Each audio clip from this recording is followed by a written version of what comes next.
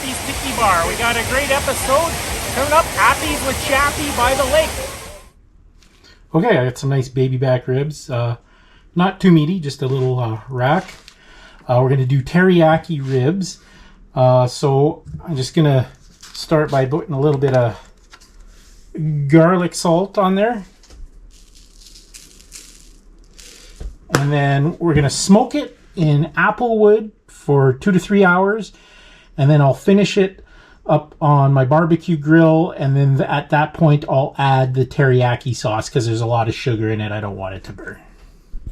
All right, so I got my applewood pucks loaded up in my Bradley smoker. We're gonna let this go for 2 or 3 hours. I'm not too worried about the temperature because I'll bring it up to temp on the barbecue grill when I add the teriyaki sauce. Just get that on in there. All right, I might, depending if it's starting to dry out, I might mop it with a little apple juice or something, but it should be good.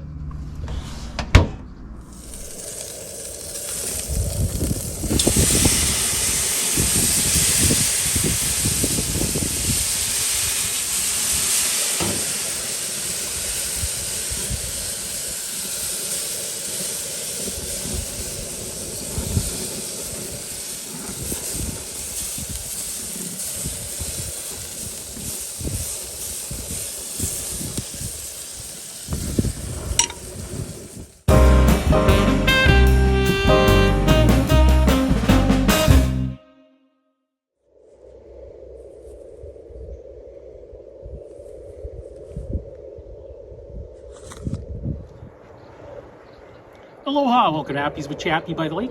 So I got my teriyaki baby back ribs that I smoked in applewood and then just finished them off on the barbecue with a little teriyaki sauce. Of course, Appies with Chappy by the lake would not be complete without a drink.